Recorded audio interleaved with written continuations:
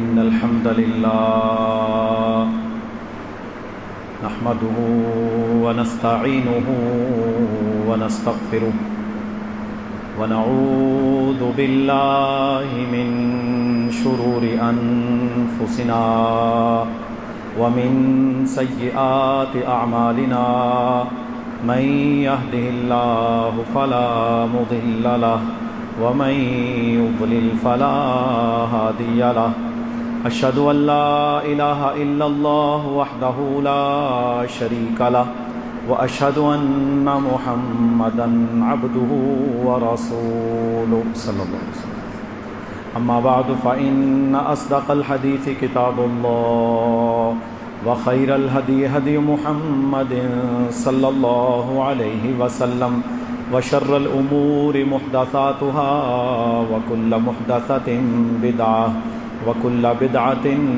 ضلالة وكل ضلالة في النار أعوذ بالله السميع العليم من الشيطان الرجيم من همزه ونفخه ونفثه يا أيها الذين آمنوا اتقوا الله حق تقاته ولا تموتن إلا وأنتم مسلمون يا أيها الناس اتقوا ربكم الذي خلقكم من نفس واحدة وخلق منها زوجها وبث منهما رجالا كثيرا ونساء واتقوا الله الذي تساءلون به والأرحام إن الله كان عليكم رقيبا يا أيها الذين آمنوا اتقوا الله وقولوا قولا سديدا يصلح لكم أعمالكم ويغفر لكم ذنوبكم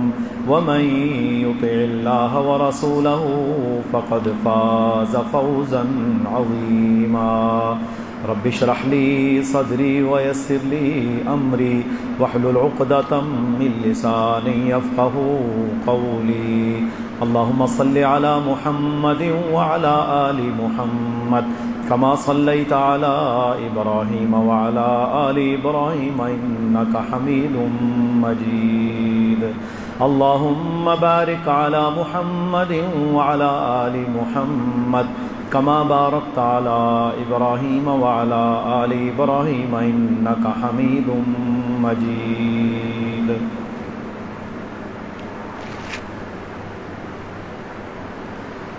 رحمان کے جو سچے بندے ہیں ان کی کچھ خوبیاں اللہ رب العالمین نے اپنی پاک کتاب میں بیان فرمائیں۔ ماہ رمضان کے بعد وہی خوبیاں ہمیں رمضان والا جذبہ اور عبادت کے ساتھ لگاؤ عطا کر سکتی ہیں۔ اصل میں سورہ فرقان میں اللہ رب العالمین نے تکبر اور نخوت میں ڈوبے ہوئے عرب جو شخصیت پرستی میں اپنے اندر برادریوں میں بہت عجیب و غریب قسم کے عقائد رکھتے تھے اور جو بیچارے کمزور لوگ ہوتے ان کو وہ انسان بھی سمجھنے کو تیار نہیں تھے۔ آج بھی بہت سارے لوگوں میں یہ معاملہ موجود ہے۔ تو اللہ تعالیٰ نے ان بگڑے ہوئے لوگوں کی جن باتوں سے اصلاح کی، آج ہمارے بگڑے ہوئے لوگوں کی اصلاح بھی انہی باتوں سے ہوگی۔ فرمایا وَعِبَادُ الرَّحْمَنِ الَّذِينَ يَمْشُونَ عَلَى الْأَرْضِ هَوْنًا، رحمان کے سچے بندے وہ ہیں جو زمین پر اکڑ کے نہیں چلتے، جو زمین پر آہستگی کے ساتھ نرمی کے ساتھ چلتے ہیں، ان کے اندر تکبر نخوت نہیں ہوتا بلکہ عاجزی ہوتی ہے۔ کیونکہ جو رحمان کا بندہ ہے وہ یہ جانتا ہے کہ میرے رب نے فرمایا الکبریاء ردائی، تکبر تو میری چادر ہے، تکبر تو اللہ کی چادر ہے، یہ اللہ کی صفت ہے، کیونکہ وہ رب العالمین ہے، وہ اکیلا کائنات کا خالق ہے، اس کے ہم سر ہم پلہ برابر ہے ہی کوئی نہیں۔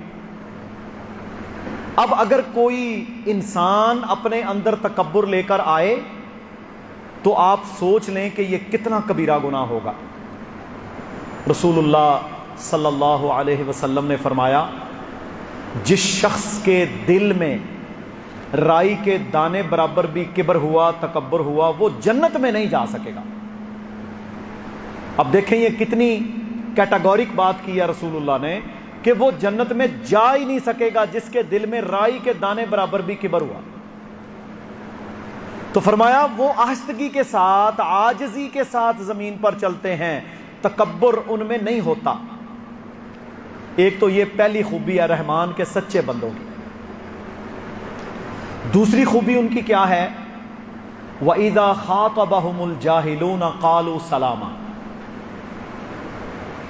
جب ان کی مخاطبت کسی جاہل سے ہو جائے تو وہ اس سے بحث و مباحثہ نہیں کرتے، اس سے الجھتے نہیں ہیں، بلکہ کہتے ہیں قالوا سلاما، بھائی سلام، وہ وہاں نہیں رکتے۔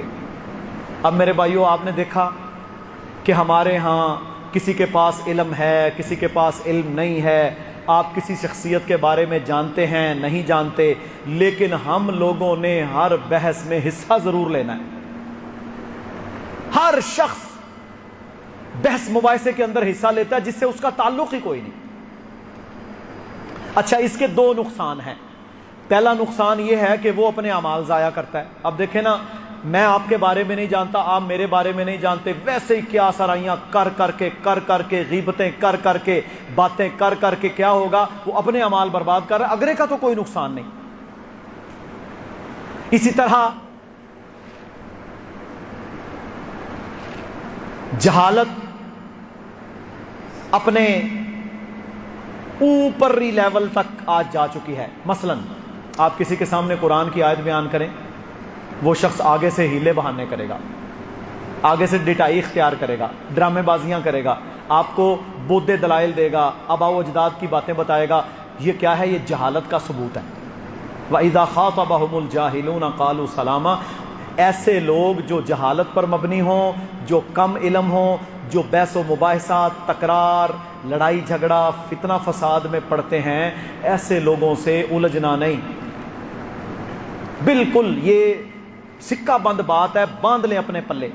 پھر اس میں ایک اور بات ہے، ہمارے ہاں نا لوگوں کو سوشلائز ہونے میں کیا مزہ آتا ہے؟ ہر چوک میں، ہر چوراہے میں، مسجد میں، یہاں کھڑے وہاں کھڑے، دو چار نوجوان، دو چار بوڑھے، وہ جناب باتیں کر رہے ہیں، اور ان باتوں میں اکثر فضول باتیں ہوتی ہیں۔ آپ دیکھ لیں، اپنے آپ کو ٹٹولیں کہ یار میں یہاں بیٹھا ہوں تو میں نے کون سی وہ بات کی ہے جو میری جنت میرے قریب کر دے؟ یہی ہے نا کہ ہمارے پاس کسوٹی، کون سی میں نے ایسی بات کی ہے جو میرے لیے خیر کا باعث بنے؟ کیا ہوگا؟ انہیں اے کیتا، انہیں اے کیتا، فلاں نے یہ کیا، فلاں نے ایسے کیا۔ تو میرے بھائیو، ان ساری باتوں سے ہم نے بچنا ہے۔ پھر اسی طرح جھگڑا کرنے والے، فضول بحث کرنے والے، حدیث کے اندر بحث، فلاں کے اندر بحث اور الجھنے والے لوگوں سے بچنا چاہیے۔ ہماری ذمہ داری کیا ہے؟ ہم نے اللہ کا سچا دین پہنچانا ہے۔ اچھا، آپ نے ایک بات بیان کر دی، کسی بھائی کو نصیحت کر دی، اب اس نصیحت کے بعد اگر وہ بحث اور تکرار پہ اتر آیا ہے، آپ نے بحث نہیں کرنی، کیونکہ ہمیں اللہ تعالیٰ نے داروغہ نہیں بنایا۔ ہم پہنچانے کے مکلف ہیں، ہدایت کے مکلف نہیں ہیں۔ ہدایت کون دینے والا ہے؟ اللہ۔ ہم نے پہنچا دیا، وہ بندہ آگے سے بحث تکرار میں پڑ گیا، آپ اسے کہیں یار میں نے تمہیں حق بیان کر دیا ہے، یہ قرآن ہے، یہ حدیث ہے، جا کے دیکھ لو، میں بحث نہیں کرتا۔ اچھا، ایسے لوگوں کے بارے میں رسول اللہ صلی اللہ علیہ وسلم نے فرمایا، وہ شخص جو حق پر ہونے کے باوجود فضول بحث سے بچ گیا، اللہ رب العالمین اسے جنت کے وسط میں محل دے گا۔ لو جی، کتنی بڑی آفر ہے۔ مثلا ہے وہ حق پر سچا، دعوت بھی اس کی سچی ہے، بات بھی ٹھیک کر رہا ہے، لیکن بحث نہیں کر رہا، کیونکہ اسے پتہ ہے آگے جاہل بیٹھا ہے، وہ بندہ ویسے ہی وقت ضائع کرے گا۔ تو کیا ہے؟ فرمایا وہ بچ جائے بحث سے تو ایسے شخص کو اللہ تعالیٰ جنت کے وسط میں محل عطا کرے گا۔ کتنی بڑی میرے بھائیو اللہ کے نبی نے بات کی ہے۔ تو بحث و تکرار سے بچنا ہے، جاہل لوگوں سے مخاطبت اختیار نہیں کرنی، جاہل لوگوں سے بات اگر ہو انہیں تبلیغ کریں، دعوت دیں، لیکن ان سے تکرار الجھاؤ پیدا نہیں کرنا، یہ نقصان کا باعث ہے۔ اسی طرح فرمایا والذین یبیتون لربہم سجدا وقیاما، یہ وہ لوگ ہیں رحمان کے سچے بندے جو اپنی دن رات سجدوں اور قیام کے اندر کرتے ہیں۔ اب یہ ہمارے رمضان کے بعد کے حوالے سے بڑی زبردست آیت ہے کہ مسلمان مومن بندہ 5 وقت کا نمازی، رات کو بھی نماز، صبح فجر کے بعد بھی نماز، سارا دن اس نے قیام بھی کیا، سجدے بھی کیے۔ ایمان والا کون ہے؟ رحمان کا سچا بندہ جو دن رات میں ہر وقت سجدہ اور قیام کرتا رہتا ہے، ہر وقت وہ نماز، اللہ کے سامنے جھکاؤ۔ وجہ اس کی کیا ہے؟ وجہ اس کی یہ ہے کہ اللہ چاہتا ہے یہ بندے میرے سامنے جھک کر قیام کر کے عاجزی اختیار کر کے یہ معاشرے میں بھی عاجزی اختیار کریں، یہ 2 نمبریوں سے باز آ جائیں، یہ جھوٹ سے باز آ جائیں، دھوکے دہی سے باز آ جائیں۔ تو یہ اللہ تعالیٰ کے سامنے جب بھی حاضر ہوں گے کیا کریں گے؟ قیام، رکوع، سجود، اللہ کی عبادت، ہر وقت ان کا شوق اور ولولہ یہ ہوتا ہے، جذبہ یہ ہوتا ہے کہ انہوں نے قیام، رکوع، سجدے کرتے ہیں۔ اسی طرح رسول اللہ صلی اللہ علیہ وسلم نے فرمایا 7 بندے وہ ہیں جنہیں اللہ اپنے عرش کا سایہ نصیب کرے گا، 7 بندے، اور ان میں ایک کون ہے؟ وَرَجُلٌ قَلْبٌ مُعَلَّقٌ بِالْمَسَاجِدِ، وہ بندہ جس کا دل ہمیشہ مسجد میں اٹکا رہتا ہے، گھر بھی گیا، کام پر ہے، دکان پر ہے، اسے صرف یہی فکر ہے کہ کب اگلی اذان ہو اور میں جا کر نماز ادا کروں۔ میرے بھائیو، یہ شوق، یہ رغبت انسان کو بہت عالی مقام کر دیتی ہے، بہت اوپر لے جاتی ہے۔ تو فرمایا یہ لوگ رکوع اور سجود کرتے ہوئے اپنی راتیں کرتے ہیں، اپنے دن کرتے ہیں، اور پھر کیا کہتے ہیں؟ والذین یقولون ربنا اصرف عنا عذاب جہنم ان عذابها کان غراما، یا اللہ، ہر وقت یہ کہتے رہتے ہیں یا اللہ ہمیں آگ کے عذاب سے بچا کے رکھنا۔ اب دیکھیں نا، حدیث میں ہے رسول اللہ صلی اللہ علیہ وسلم نے فرمایا جو بندہ صبح کے وقت فجر کے بعد، یہ سارے بھائی یاد کرنے، بڑا سوکھا وظیفہ ہے، جو فجر کے بعد اور مغرب کے بعد 7 بار آگ سے پناہ مانگتا ہے اللہ اسے معاف کر دیتا ہے۔ کیا الفاظ ہیں؟ اللہم، بول لیا کریں، اللہم اجرنی من النار۔ لو جی، بالکل مشکل کوئی نہیں، اللہم اجرنی من النار، 7 بار صبح فجر کے بعد، 7 بار آپ نے اللہ سے پناہ مانگنی ہے، کس سے؟ جہنم سے۔ یا اللہ میں تیری پناہ مانگتا ہوں، یا اللہ مجھے جہنم سے، آگ سے بچا لینا، یا اللہ مجھے آگ سے بچا لینا۔ 7 بار صبح اللہم اجرنی من النار، فرمایا اللہ اسے آگ سے بچا لے گا۔ یہ پکا اپنا وظیفہ بنا لیں۔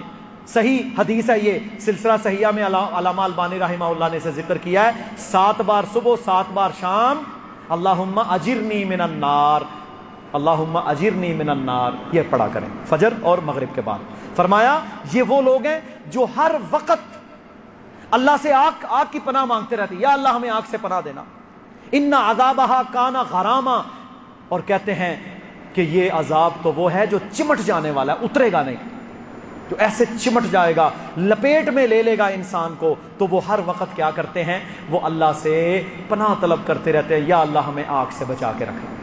رمضان ہے، غیر رمضان ہے، جب بھی ہے تو انشاءاللہ یہ عمل بھی ہم نے کرنا ہے۔ اسی طرح انہا ساعت مستقر و مقامہ، اور کہتے ہیں یا اللہ یہ بہت برا ٹھکانہ ہے جہنم رہنے کا، ہم اس میں نہیں رہ سکتے، ہمیں اس برے ٹھکانے سے بچا کے رکھنا۔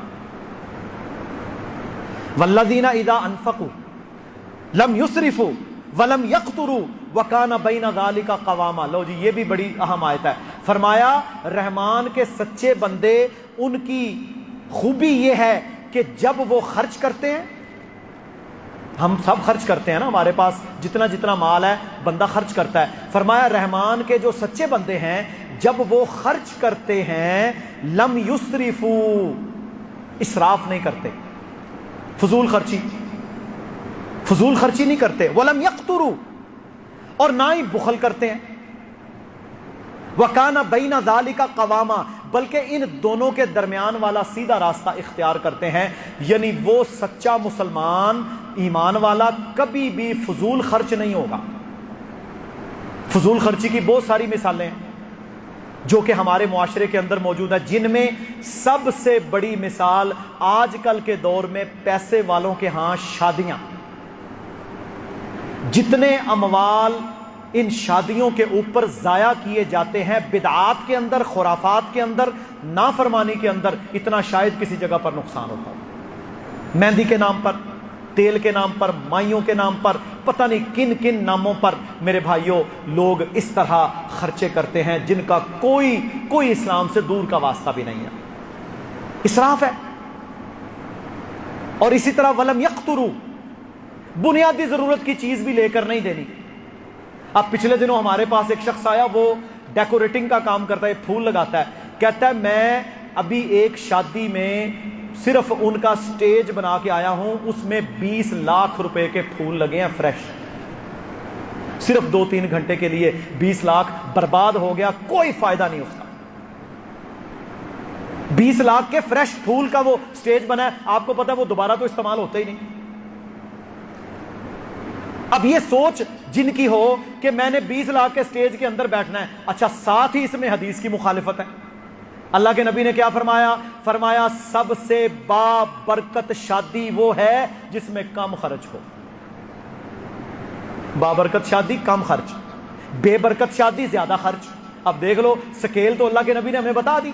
تو فرمایا لم یسرفو، رحمان کا سچا بندہ ارب پتی بھی ہوگا وہ فضول خرچی نہیں کرے گا، فضول خرچی نہیں کرے گا. اب دیکھیں میں آپ کو 2 مثالیں دیتا ہوں. غزوہ تبوک کا موقع آیا، اللہ کے نبی صلی اللہ علیہ وسلم کو حکم آ گیا، سورہ توبہ نازل ہوئی، نکلیں اللہ کی راہ میں، ہلکے ہیں بھاری ہیں، حالات خراب تھے، اسلحہ نہیں تھا، پیسہ نہیں تھا، زیادہ راہ نہیں تھی، 30-40 ہزار کا لشکر جانا تھا. اب اللہ کے نبی صلی اللہ علیہ وسلم نے اعلان کیا، سیدنا ابو بکر رضی اللہ تعالی عنہ سارے گھر کا مال لے کر آ گئے. یہ کیا ہے؟ یہ رب کی راہ میں قربانی ہے. اور اس میں ایک اور بڑی مثال ہے. عبد الرحمن بن عوف بہت بڑے تاجر تھے، ان کا قافلہ شام سے پہنچا تھا کہ لشکر تیار ہو رہا تھا غزوہ تبوک کے لیے. جب انہیں پتا چلا کہ اللہ کا حکم آ گیا، انفروا خفافا وثقالا وجاہدوا باموالکم وانفسکم فی سبیل اللہ، کہ نکلو ہلکے ہو یا بھاری ہو، اللہ کی راہ میں اپنی جان اور مال کے ساتھ تم نے جہاد کرنا ہے. تو میرے بھائیوں 13 اونٹوں کا لدا ہوا قافلہ، اربوں روپے مالیت سمجھ لیں اس وقت کی، سارے کا سارا رسول اللہ صلی اللہ علیہ وسلم کے دربار میں پیش کر دیا. یہ ان کا دین کے لیے خرچہ تھا. اس قدر وہ اللہ کی راہ میں دینے والے، لیکن اپنی ذات پر وہ اسراف نہیں کرتے تھے. اور دوسرے نمبر پر کون ہے؟ ولم یقتروا، بخیل ہونے کے باوجود نہیں دینا. میں پچھلے دنوں ایک لڑکا اسی مرکز میں، مجھے پتا کیا کہتا ہے؟ کہتا ہے ہماری 2 گاڑیاں، ہماری 2 بڑی بڑی جنرل سٹور ہیں، کسی گاؤں کا تھا، ہم الحمدللہ اچھے کھاتے پیتے ہیں، پر کہتا ہے ہمارے والد صاحب ہمیں روٹی نہیں، کھانا نہیں کھانے دیتے. بخل، پتہ نہیں کیا، کوئی بزرگ ہوگا. مثلا ہم نے اگر ایک روٹی سے دوسری لی ہے تو لڑائی، دال لے لی، دال کی بجائے کو گوشت دیا، حالانکہ سب کچھ موجود ہے. کہتا ہے ہمارے لیے سب سے بڑی مصیبت یہ بنی ہوئی ہے کہ ہم چھپ کر کھانا کھاتے ہیں، ہم باپ کے سامنے کھانا نہیں کھا سکتے کھل کے. کہاں لے جانے ہیں بھائی پیسے؟ یہ بنیادی ضروریات ہیں. بنیادی ضروریات سے اسلام نہیں روکتا. اب ایک اور حدیث ہے، میں یہ سارے پہلو اس لیے بیان کر رہا ہوں نا کہ ہمارا ذہن کھلے اور ہمیں پتہ چلے اعتدال والا راستہ کیا ہے. شادیوں پر، غمیوں پر فضول خرچیاں. اب دیکھیں ہمارے ہاں یہاں شادیاں ہوتی ہیں. پچھلے دنوں کسی کی یہاں شادی ہوئی وارڈ نمبر 5 میں، تو میرے پاس لڑکا آیا، کہندا جی آج تے انہوں نے ڈالر لٹائے نے. تحفہ خدا کی قسم. اچھا ڈالر لٹانے سے تجھے کیا ملے گا؟ اللہ کے ہاں تیرا مقام بڑھ جانا ہے، کوئی فائدہ نہیں ہوگا. اور پھر میرے بھائیوں ہم جانتے ہیں کہ پھر ایسی شادیوں کے بعد کے نتیجے کیا نکلتے ہیں، اور 2 مہینے کے بعد پھر طلاقیں لیے پھرتے ہیں. شر، فتنہ، اطاعت فرما برداری ہوتی ہی نہیں. تو فضول خرچی نہیں کرنی اور بخل بھی نہیں کرنا. اللہ کے نبی صلی اللہ علیہ وسلم نے فرمایا ایک دینار وہ ہے جو تو اللہ کی راہ میں خرچ کرتا ہے، یتیموں کے لیے، مسکینوں کے لیے، بیواؤں کے لیے، غرباء کے لیے، مساکین کے لیے۔ پھر ساتھ پتہ کیا فرق، صحیح مسلم کی حدیث ہے، فرمایا ان سارے دیناروں میں سب سے بہتر دینار وہ ہے جو تو اپنے گھر والوں پہ خرچ کرتا ہے۔ گھر والے بھوکے ہوں اور تو جناب یہاں پر حاتم تائی بنتا پھرے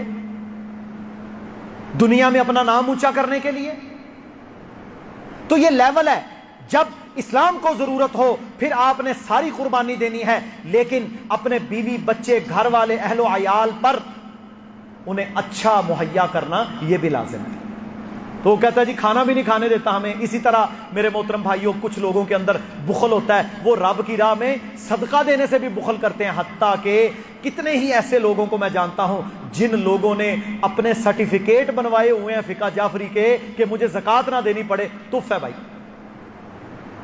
اس رمضان میں اچھا خاصا نمازی باریش بندہ، بالکل شیعہ نہیں ہے، کروڑوں میں اس کی زکوٰۃ ہے، اس کا پوتا آ کے ہمیں کہتا ہے جی اے بابا جڑا ساڈا انہیں پتہ نہیں ضیاء الحق کے دور سے اس نے فقہ جعفری کا سرٹیفکیٹ بنایا، اس کی زکوٰۃ ہی نہیں کٹتی۔ آگ ہے آگ، اللہ کی قسم، ایسا مال جو اپنے تو گھر میں رکھتا ہے، بخل۔ قرآن میں اللہ نے فرمایا وَمَن يُوقَ شُحَّ نَفْسِهِ فَأُولَٰئِكَ هُمُ الْمُفْلِحُونَ، وہ جس کو دل کے سینے کے بخل سے بچا لیا گیا نا، وہ ہے اصل کامیاب۔ تو میرے بھائیو، رحمان کے سچے بندوں کی کیا خوبی ہے، جب وہ خرچ کرتے ہیں لم یسرفوا، نہ وہ فضول خرچی کرے گا، ولم یقتروا، نہ وہ بخیل ہوگا، وکان بین ذلک قواما، بلکہ ان کے درمیان والا راستہ وہ اختیار کرتا ہے۔ سمجھ آ گئی جی انشاءاللہ، بخیل بھی نہیں بننا، اسراف بھی نہیں کرنا۔ اسی طرح والذین لا یدعون مع اللہ الہا آخر، رحمان کے سچے بندے اللہ کے ساتھ کسی کو شریک نہیں ٹھہراتے۔ توحید والا ہوگا وہ رحمان کا سچا بندہ۔ ولا یقتلون النفس التي حرم اللہ الا بالحق، وہ کسی جان کو قتل نہیں کرتا، جان کو قتل نہیں کرتا مگر حق کے ساتھ۔ حق کے ساتھ قتل کیا ہے؟ تین چیزیں ہیں، صحیح بخاری میں حدیث ہے، رسول اللہ صلی اللہ علیہ وسلم نے فرمایا پہلا اس بندے کا قتل جو کسی کو قتل کرے، یعنی قصاص میں قتل، جو کسی کو قصاص میں قتل کرے اس کو قتل کیا جائے گا۔ دوسرا جو اسلام چھوڑ کر مرتد ہو جائے اس کا قتل اسلام نے روا رکھا۔ تیسرا جو شادی شدہ ہو کر زنا کرے اور اس پر ثابت ہو جائے اس کو سنگسار کیا جائے گا۔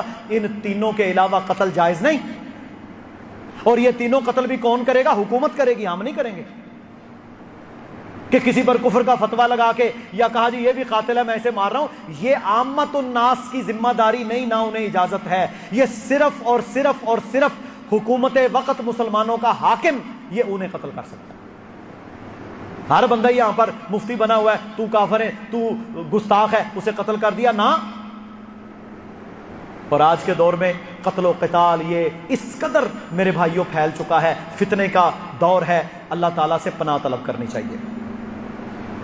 تو بالکل وہ کسی کو قتل نہیں کرتے مگر حق کے ساتھ، ولا یزنون، اور وہ زنا نہیں کرتے، وہ زنا نہیں کرتے۔ زانی بدکار کبھی رحمان کا سچا بندہ نہیں ہو سکتا، وہ کبھی اللہ تعالیٰ کا پسندیدہ بن ہی نہیں سکتا جو بدکاری کی طرف اپنے آپ کو لے کر جاتا ہے۔ اور اسی طرح میرے محترم بھائیوں، اللہ رب العالمین نے فرمایا کہ یہ جو لوگ ہیں، یہ لوگ جو زنا سے بچ گئے، بدکاری سے بچ گئے، برائیوں سے بچ گئے، وہی کامیاب ہیں۔ اور آگے اللہ نے فرمایا الا من تاب، ہاں جو زنا سے، بدکاری سے، بے حیائی سے، نافرمانی سے، شرک سے توبہ کر لے۔ اب یہ بڑی سننے والی بات ہے، الا من تاب، وہ توبہ کر لے، وآمن، اور ایمان لے آئے، وعمل صالحا، اور پھر نیک عمل کرنا شروع کر دے۔ اب دیکھیں نا، توبہ تو ہم سارے کرتے ہیں لیکن نیک عمل کرنا شروع نہیں کرتے۔ توبہ کر لی، برائیاں جاری ہیں، بری مجلس، بری محفل، ظلم، جبر، زیادتی، وہ نہیں چھوڑتے۔ توبہ اس کی قبول ہے جو توبہ کرنے کے بعد اعمال صالحہ کرنا شروع ہو جائے. الا من تابا، وہ توبہ کرے، وآمن، ایمان لے کر آئے، وعمل صالحا، اور نیک اعمال کرے. کتنی کیٹیگریز جی؟ 3.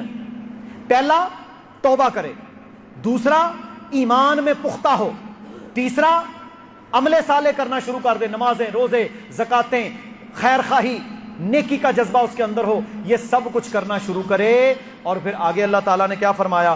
فرمایا اس کو میں کیا نعمت دوں گا؟ فَأُولَٰئِكَ يُبَدِّلُ اللَّهُ سَيِّئَاتِهِمْ حَسَنَاتٍ، میں اس کے گناہوں کو نیکیوں میں بدل دوں گا. اس کے گناہوں کو اللہ نیکیوں میں کنورٹ کر دے گا. لیکن شرط یہ ہے کہ توبہ کرے، ایمان لے کر آئے اور عمل صالح کرے. یہ ہمارے ہاں جو تسبیح چلتی ہے نا، 100 باری کہندا جی میں 1000 دانہ روز دا کڈنا استغفار دا. اچھا، بڑی اچھی بات ہے جی، 1000 دانہ نکالتے ہو جی. نماز پڑھتے ہو؟ نہیں. زکات، داڑھی، کپڑا ٹخنے سے اوپر رکھنا، میوزک سے بچنا، گندی نظر سے بچنا، بے حیائی سے بچنا، سود سے بچنا، یہ کوئی نہیں. ویسے میں من کا جو ہے وہ 1000 پھیرتا ہوں. پہلی بات تو یہ یاد رکھ لیں، محمد الرسول اللہ صلی اللہ علیہ وسلم سے کوئی بھی وظیفہ، کوئی بھی ذکر، کوئی بھی تسبیح 100 بار سے زیادہ گن کر پڑھنا ثابت نہیں ہے. پلے باندھ لیں یہ بات. پیارے پیغمبر نے کوئی ایسا وظیفہ نہیں بتایا گن کر، جو گن کر 100 بار سے زیادہ. جتنی صحیح حدیث ہے، 100 بار سے زیادہ جتنا بھی پڑھنا ہے بغیر گنے پڑھنا ہے. کی کہندے نے ساڈا بندہ فوت ہو گیا، اسی 1.25 لاکھ واری آیت کریمہ پڑھیا. وہ جناب سارا سال، ساری زندگی گھروں میں بوریاں بھری ہوتی ہیں گٹکوں کی، گٹھلیوں کی. 1.25 لاکھ دفعہ آیت کریمہ پڑھا ہے، کوئی دلیل نہیں. 100 بار سے زیادہ جتنا گن کے پڑھنا ہے وہ بغیر گنے ہوئے. یہ نہیں کہ جائز نہیں ہے، پڑھیں، کروڑ بار پڑھیں، لیکن 100 دفعہ سے زیادہ گننا نہیں ہے. گننے کی حد اللہ کے نبی نے صرف 100 بار لگائی ہے، اور وہ بھی ان وظائف کی جو آپ نے بتائے ہیں. ایک اور اصول یاد رکھ لیں، کسی ذکر، کسی وظیفے، کسی آیت کی جو فضیلت اللہ کے نبی سے ثابت نہیں ہے وہ آپ ثابت نہ کریں. یہ لوگ کہتے ہیں نا یہ پڑھو گے تو یہ ہوگا، ایسے کرو گے تو ایسے ہوگا، اتنی بار پڑھو گے تو یہ مل جائے گا، یہ سورت پڑھو گے تو بچہ خوبصورت پیدا ہوگا، ایسا ہوگا تو یہ ہوگا. ساری من گڑت باتیں ہیں، لوگوں کی بنائی ہوئی باتیں. اچھا مجھے یہ بتائیں، جس نبی پر قرآن نازل ہوا کیا انہیں پتہ نہیں تھا اس کی یہ فضیلت ہے؟ میں پچھلے دنوں ایک کتابوں کی بہت بڑی سٹور پہ گیا تو وہاں پر ایک بک میں نے دیکھی، اس کے اندر اللہ کے 99 نام لکھے ہوئے ہیں، اور ان 99 ناموں میں ہر نام کی 100 فضیلتیں. جو الرحمن پڑھے اتنی بار اسے یہ ملے گا، فلاں فلاں پتہ نہیں کیا کیا اس نے لکھا ہوا تھا. کوئی فضیلت نہیں ہے ایسی جو حدیث سے ثابت ہے. اگر ہم اس طرح چیزوں کی فضیلتیں بیان کرنا شروع کر دیں گے تو میرے محترم بھائیوں سارے دین کا تو بیڑا غرق کر دیں گے ہم. پھر سنت نبوی، حدیث نبوی، اللہ کے نبی صلی اللہ علیہ وسلم کی بات کی تو کوئی اہمیت نہیں رہی. اس لیے فضائل وہ جو اللہ کے نبی صلی اللہ علیہ وسلم نے بیان کیے ہیں، اور وہ فضائل یاد رکھ لیں. اب کچھ اذکار اللہ کے نبی نے بتائے 10 بار پڑھنا ہے. صبح و شام درود پڑھیں، اللہم صلی وسلم علی نبینا محمد 10 بار. اسی طرح سبحان اللہ و بحمدہ صبح و شام 10 بار، 100 بار. لا الہ الا اللہ وحدہ لا شریک لہ لہ الملک و لہ الحمد وہو علی کل شیء قدیر 100 بار. اچھا اس حدیث میں پتہ کیا فرمایا؟ فرمایا جو صبح اور شام 100 بار یہ پڑھے نا، لا الہ الا اللہ وحدہ لا شریک، یہ ساری دعا، فرمایا اس سے زیادہ اجر لینے والا اور ہے ہی کوئی نہیں سوائے اس کے جو اس سے زیادہ پڑھے. یہاں کیا فرمایا؟ سوائے اس کے جو اس سے زیادہ پڑھے، گنتی نہیں بتائی. تو یہ ضمنی بات آئی تھی، میں نے بیان کر دی. فرمایا الا من تاب و آمن و عمل صالحا، جو توبہ کرے، ایمان لے کر آئے اور نیک اعمال کرے، فاولئک یبدل اللہ سیئاتہم حسنات، اللہ تعالیٰ اس کے گناہوں کو نیکیوں میں بدل دے گا. اللہ اکبر، کتنی بڑی فضیلت ہے. کہ وہ بندہ گناہوں کے ڈھیر لے کر آیا تھا لیکن نیکیوں میں بدل گئے. کیوں؟ بندہ بن گیا وہ. لیکن وہ جو اعمال صالحہ کرنا شروع ہو جائے. اور اسی طرح فرمایا یہ جو لوگ ہیں نا رحمان کے سچے بندے، والذین لا یشہدون الزور، یہ جھوٹ نہیں بولتے. جھوٹی بات، جھوٹ بولنا، دغا بازی، نہ یہ کام نہیں کرتے. وَإِذَا مَرُّوا بِاللَّغْوِ مَرُّوا كِرَامًا. اور زور سے یہ بھی مراد ہے جہاں پر نا بےہودہ مجلسیں، گالی گلوچ، غیبت چغلی، بے حیائی کی باتیں، لڑائی جھگڑے کی باتیں، گپ شپ کے نام پر فتنہ فساد، لوگوں کی ماؤں بہنوں کی کے چادریں اتارنا، خباستیں کرنا، بے حیائی کی باتیں کرنا، گندی باتیں، جھوٹ کی باتیں، غیبت کی باتیں، چغلی کی باتیں، یہ ساری زور کے اندر شامل ہے. والذین لا یشہدون الزور، یہ بالکل گندی غلط جھوٹی بات نہ کرتے ہیں نہ اس مجلس میں بیٹھتے ہیں. وَإِذَا مَرُّوا بِاللَّغْوِ مَرُّوا كِرَامًا. اگر یہ کہیں سے گزریں اور دیکھیں کہ لوگ گندی بےہودہ مجلس بپا کر رہے ہیں، یہ بڑی اکرام کے ساتھ، عزت کے ساتھ وہاں سے گزر جائیں گے، ان کی طرف یہ توجہ بھی نہیں کرتے. یہ بڑی زبردست آیت ہے. دوست بیٹھے ہیں، کسی ایک کا توا لگ رہا ہے، اس کی غیبت ہو رہی ہے، دوسرا بیٹھ کر چپ وہاں پر بیٹھا ہے، نہ جواب دے رہا ہے، نہ مجلس کو چھوڑ کے جا رہا ہے، وہ بھی شامل ہے. کسی مجلس میں گندا عمل ہو رہا ہے اور بندہ وہاں پر بیٹھا ہے، نہیں یار میرے یار نے یہ شراب پیتے ہیں، میں کوک پیتا ہوں. دیکھیں آپ نے ایسے بندے، کہتا جی یہ تو شراب پی رہے ہیں، میں نہیں پیتا. کیا تجھے پتا نہیں ہے کہ شراب کی مجلس میں بیٹھنے والے پر بھی رسول اللہ نے لعنت فرمائی ہے؟ فرمایا شراب پینے والا، پلانے والا، اٹھانے والا، لانے والا، اس مجلس پر 10 لوگوں پر اللہ کے نبی نے لعنت فرمائی. چغلی ہو رہی ہے وہاں پر، غیبت ہو رہی ہے وہاں پر، برائی ہو رہی ہے وہاں پر، بدکاری کی بات ہو رہی ہے، خباستیں ہو رہی ہیں، اور تو وہاں پر چپ کر کے بیٹھا ہے یاری دوستی کے نام پر. نہ، 2 کیٹیگریز ہیں. پہلا کام وہاں پر وہ روکے ہونے، اوے خبردار یہ بات نہ کرو، یہ غلط ہے، کیونکہ تو میرے بھائی کی کا گوشت کھا رہا ہے اس کی پیٹھ پیچھے. اگر اس میں اتنی ہمت نہیں ہے تو پھر وہ کم از کم یہ کرے کہ اس مجلس سے اٹھ کر چلا جائے. وَإِذَا مَرُّوا بِاللَّغْوِ مَرُّوا كِرَامًا. فرمایا وہ اکرام کے ساتھ، عزت کے ساتھ اٹھ کرنا، سائیڈ پہ ہو جائے، اس مجلس سے اٹھ جائے، پھر وہ گناہ میں شامل نہیں ہوگا. وَالَّذِينَ إِذَا ذُكِّرُوا بِآيَاتِ رَبِّهِمْ لَمْ يَخِرُّوا عَلَيْهَا صُمًّا وَعُمْيَانًا. جب انہیں نصیحت کی جاتی ہے، جب انہیں نصیحت کی جاتی ہے ایمان کے رحمان کے سچے بندوں کو، تو وہ گونگے بہرے نہیں بن جاتے. آپ نے دیکھے گونگے بہرے قرآن سنیں گے، حدیث سنیں گے، اللہ کے نبی کی بات سنیں گے، آیات سنیں گے، لیکن بدلنے کو تیار نہیں ہوتے. جتنی دیر مسجد میں ہے اس کا ایمان اوپر جائے گا، ارادہ کرے گا، باہر جائے گا پھر ختم. فرمایا یہ وہ لوگ ہیں جو گونگے اور بہرے نہیں بنتے، اندھے بہرے نہیں بنتے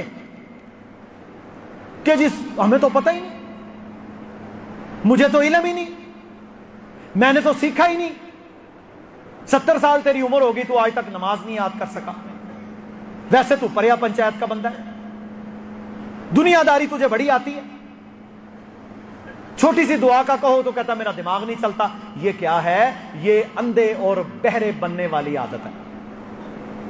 نہ، فرمایا جب ان کے سامنے اللہ کا ذکر کیا جاتا ہے تو یہ اندھے بہرے نہیں بنتے، بلکہ یہ اپنے کانوں کو کھول کر، اپنی آنکھوں کو کھول کر، سن کر، دیکھ کر ایمان لاتے ہیں، عمل کرتے ہیں. ایمان اور عمل، یہ بالکل چیزوں کو ادھر ادھر اور بے توجہی کی بات نہیں کرتے. ہمارے ہاں نہ لوگ توجہ نہیں دیتے، اپنی مرضی کی بات ہوئی، سن لی، دین کی بات ہے، توجہ ہی نہیں کرنی. پھر اسی طرح کئی جگہوں پر ہمارے گھر میں برائی ہو رہی ہوتی ہے لیکن ہم آنکھیں بند، کان بند. شادی پر औलादें, पोते पड़पोते, सब कुछ हो रहा है। पता है अल्लाह की नाफरमानी है, पता है अल्लाह के नबी ने लानत फरमाई है, पता है ये रसूलुल्लाह की नाफरमानी है, पता है महरम गैर महरम का फर्क यहां पर नहीं आ रहा, लेकिन ओ यार कम अज कम उठ के ही चला जा। मेरे पास एक बाबा जी आए आपके मंडी के, अल्लाह की कसम मुजाहिद आदमी मैं कहूंगा उसे, उसके बेटे की शादी है, मेहंदी मना रहे हैं, बाबा मेरे पास क्लिनिक पे पुत्र पीछे पीछे मनाने वास्ते, वो कहता है मैं लानत भेजता हूं ऐसी शादी पर, मैं तो शादी शामिल ही नहीं होना। नहीं मान रहे थे, बाबे के पास ये तो इख्तियार था ना, बाबा जी उठो, बाबा जी उठने ना। फिर उनको समझाया, उसके बच्चों को शर्म दिलाई, उन्हें कहा अब्बा जी असी ढोल टमके वापो, उन्हें कहा मेहंदी मनानी ही नहीं, जब ये सुन्नत नहीं है तो मैं नहीं मनाने दूंगा। बाबा जी अल्हम्दुलिल्लाह कामयाब हुए, क्यों? क्योंकि उन्होंने इस्तिकामत इख्तियार की। ये यहां का वाकया, अगर मैं नाम बताऊं आप उनको जानते हैं। पुत्र पीछे दोवे, जिसकी शादी थी वो भी था, वो दोस्तों ने कर लिया जी, हमें नहीं पता था जी, असी ते मना कीता सी। वो कहता मना कीता था या नहीं कीता था, मैंने तुम्हें पहले कहा है, मैं रसूलुल्लाह की मुखालिफत तुम्हारी शादियों पर, हाँ मैं जब मर जाऊंगा तुम्हें मैंने बता दिया, बाद में तुम्हारी जिम्मेदारी। हमारे अंदर इतनी जुर्रत नहीं है कि हम अपने घर में दीन कायम कर सकें, वहां पर हम जनाब सुम्मा व उमियाना, हम वहां पर अंधे और बहरे बन जाते हैं। तो ऐसी मिसालें दुनिया में मौजूद हैं, ये नहीं कि ये नामुमकिनात में से है, लेकिन सिर्फ डटना पड़ेगा, दीन पर खड़ा होना पड़ेगा, इस्तिकामत इख्तियार करनी पड़ेगी, फिर देखें अल्लाह आपकी मदद करता है। अच्छा, उस बाबे ने, उन बुजुर्गों ने अपने बेटों को इस जुल्म, इस बेहयाई और गुनाह के काम से बचा लिया। मुझे बताएं कितना बड़ा अजर है, कितना बड़ा अजर है उनके लिए, और बेटों की भी इस्लाह हो गई। अब आइंदा जब तक वो बुजुर्ग जिंदा हैं, किसी की हिम्मत है वहां पर वो नाफरमानी करे? सोचना पड़ेगा ना। तो मेरे भाइयों, ये अल्लाह ने यहां पर बयान किया है कि वो अंधे और बहरे नहीं हो जाते, बल्कि वो देखने वाले, अकल वाले, शऊर वाले और समझ वाले होते हैं, और इस्लाम पर डटने वाले होते हैं। वल्लज़ीना यक़ूलूना रब्बना हब लना मिन अज़वाजिना व ज़ुर्रिय्यातिना क़ुर्रता अयुनिन वजअलना लिलमुत्तक़ीना इमामा। और वो पता क्या कहते हैं? वो कहते हैं या अल्लाह हमारी औलादों को, हमारी बीवियों को, हमारे घर वालों को हमारी आंखों की ठंडक बना दे, और इन्हें मुत्तकीन का इमाम बना दे, तकवे वाला बना दे। ये दुआएं करते हैं। वो दुआ तो तब कबूल होगी ना जब अमल अच्छा होगा। जब आप मादर पिदर आजादियां देंगे, उन पर कंट्रोल नहीं करेंगे, फिर दुआएं कब कबूल होंगी? दुआएं उस वक्त कबूल होती हैं जब हम सुन्नत पर डटते हैं। तो वो तो ये दुआएं करते हैं कि या अल्लाह हमारी औलादों को, हमारी बीवियों को, हमारे घर वालों को हमारी आंखों की ठंडक बना और इन्हें मुत्तकीन का इमाम बना दे। आप देख लें यहां पर रहमान के सच्चे बंदे की सिफत क्या बयान हुई कि वो अपने घर वाले, अपने बीवी बच्चों की तरबियत करता है। आंखों की ठंडक वो उसी टाइम बनेगा ना जब बच्चा नमाज पढ़ के आएगा, जब बीवी फरमाबरदार होगी, जब बीवी अज़कार, तस्बीहात, कुरान की तिलावत करने वाली होगी, जब 5 वक्त की नमाजी होगी, जब घर में दीनी माहौल होगा, जब बच्चे ईमानदार, अल्लाह की फरमाबरदारी, सुन्नतों पर चलने वाले होंगे, तब वो आंखों की ठंडक बनेंगे ना। बेहया, जानी, बदकार, चोर, उचक्का, डकैत, वो तो नहीं बन सकता आंखों की ठंडक। दुआ करते हैं और फिर कहते हैं वजअलना लिलमुत्तकीना इमामा, और या अल्लाह इन्हें तकवा वालों का इमाम बना दे, तकवा अता फरमा, खौफ, डर, अल्लाह की समझ इख्तियार करके वो आगे बढ़े। कि पिछले दिनों एक वीडियो देखी, सऊदी एम्बेसडर का बेटा, 12-13 साल, 15 साल उसकी उम्र होगी, नौजवान लड़का।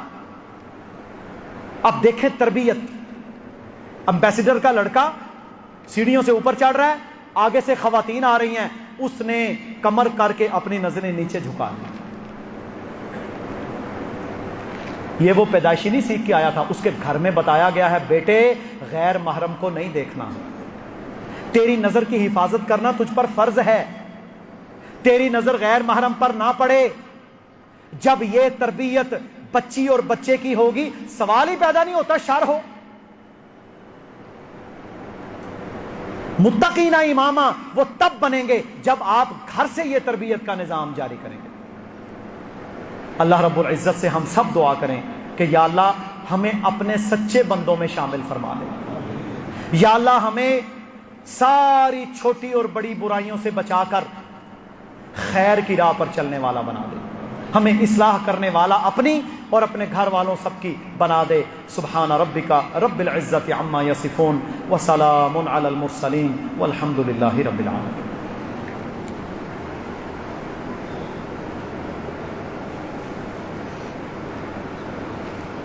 عید والے دن میرا بھانجا فوت ہو گیا، 15 سال ایکسیڈنٹ میں پکا ٹکا نمازی تھا، اپنا مشورہ 3-4 ہزانے کے بعد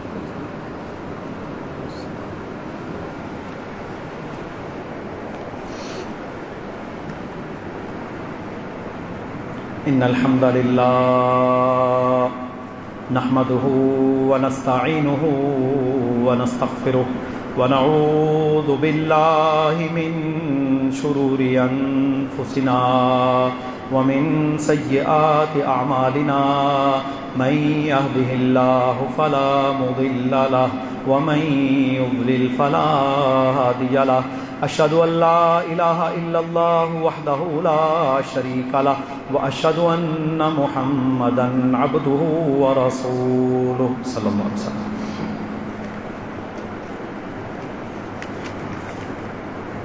گزشتہ چند مہینوں سے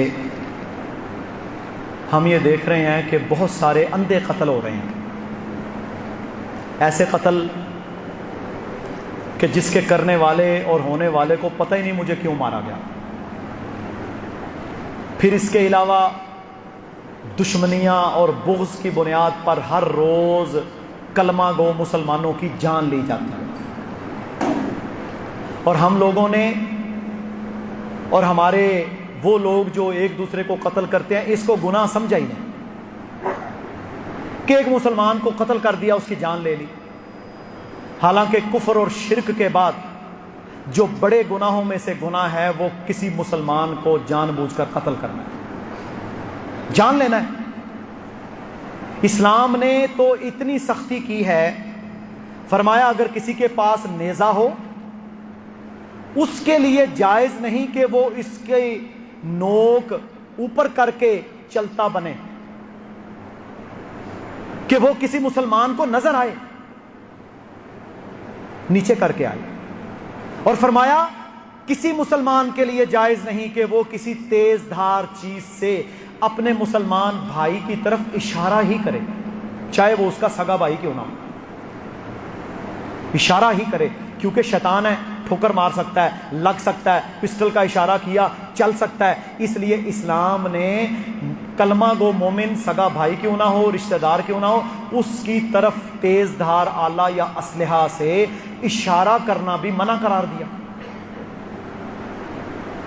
ہم لوگ ڈراتے ہیں، مسلمان کو ڈرانا، مسلمان کو دھمکانا، مسلمان کو نقصان دینا، مسلمان کو گالی دینا، مسلمان کی غیبت کرنا، مسلمان کی چغلی کرنا، مسلمان کو نقصان پہنچانا جانی یا مالی، یہ حرام ہے۔ فرمایا تمہاری جانیں اور مال اللہ نے ایک دوسرے پر حرام کر دیا۔ جس طرح شراب، زنا، بدکاری حرام ہے، اسی طرح مسلمان کو نقصان پہنچانا حرام ہے۔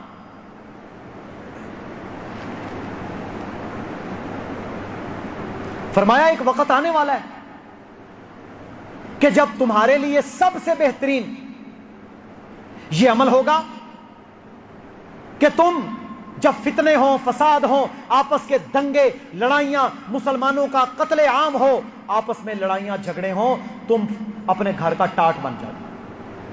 کیا وجہ ہے؟ کہ یہ نہ ہو تیری وجہ سے کسی مسلمان کا نقصان ہو جائے۔ اور آج کوئی حرمت نہیں ہے خون مسلم کی، کوئی حرمت نہیں ہے خون مسلم کی، کوئی حرمت نہیں ہے عزت مسلم کی، کوئی حرمت نہیں ہے مسلمانوں کی عورتوں کی مسلمانوں کے نزدیک۔ سیاست کے نام پر، لسانیت کے نام پر، مذہب کے نام پر، صوبائیت کے نام پر ایک دوسرے کو گالی، غیبت، چغلی، یہ وتیرہ ہے۔ ہر روز ہم اپنے اعمال برباد کرتے ہیں۔ جتنی نیکیاں کی وہ 2-4 گالیاں نکالی، 10-15 دفعہ غیبت کی، فارغ۔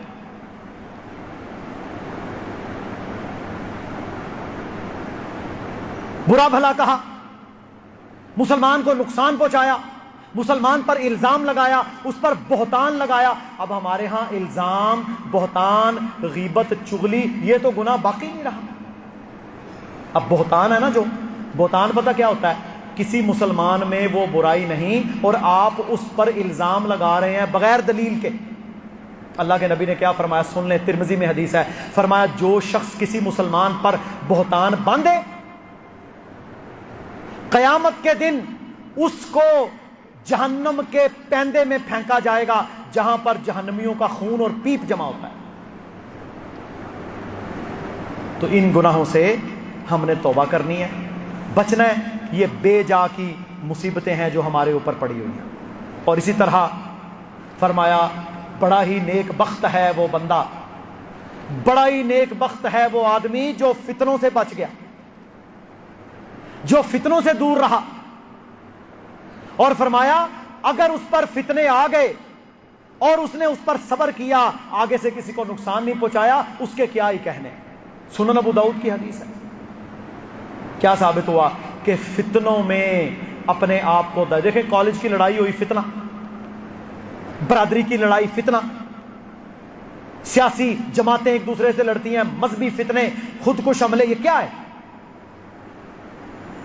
یہاں بھی کلمہ گو، وہاں بھی کلمہ گو، ایک بھائی کچھ ہے، دوسرا بھائی کچھ ہے۔ فتنے سے دور رہو، ہاں اصلاح کرو، حق پر کھڑے رہو، صحیح بات کرو، لیکن فتنوں میں شامل نہیں ہونا۔ اور وہ پہلے ہم بیان کر چکے ہیں کہ جاہل کے ساتھ مخاطبت آپ نے کرنی ہی نہیں، جاہل کے ساتھ جھگڑا کرنا ہی نہیں، جاہل کے ساتھ الجھنا ہی نہیں، الجھو گے تو نقصان ہوگا۔ تو میرے بھائیوں، یہ ساری باتیں ہم نے اپنے ذہن میں رکھ کر آگے بڑھنا ہے۔ اللہ رب العالمین امت مسلمہ کو، ہم سب کو آپس میں شیر و شکر کر دے۔ اللہ تعالی ہمیں آپس میں اخوت اور بھائی چارہ بنا کر رکھنے کی توفیق عطا فرمائے۔ ہم ملک عزیز پاکستان کی حفاظت کریں، ہم اس ملک لا الہ الا اللہ کی بنیاد پر بننے والے ملک کے ساتھ کھڑے ہوں، اور ہم اپنے ذاتی، لسانی، سیاسی، مذہبی جھگڑوں کو سائڈ پر رکھ کر ہم اسلام کی شکل میں آگے بڑھیں، جو اسلام کے اخلاقیات ہیں۔ اللہ رب العزت کہنے والے اور سننے والوں کو عمل کی توفیق عطا فرمائے۔ یہ بھائی ابھی بتا رہے تھے کہ ان کا بھانجا تھا، عید کے دن کہیں جا رہے تھے، ان کا ایکسیڈنٹ ہوا، وہ بیچارہ عید کے دن فوت ہو گیا۔ جوان تھا، 15-16 سال اس کی عمر تھی، نمازی تھا اور ماشاءاللہ روزے رکھنے والا نیک بچہ تھا۔ ان کے لیے دعا کریں، اس بچے کی اللہ مغفرت فرمائے اور اس کے والدین کو اللہ صبر عطا فرمائے۔ اسی طرح ہم انشاءاللہ اس کی غائبانہ نماز جنازہ بھی پڑھیں گے۔ اللہ رب العزت کہنے والے اور سننے والوں کو عمل کی توفیق عطا فرمائے۔ سبحان ربک رب العزت عما یصفون وسلام علی المرسلین والحمد للہ رب العالمین۔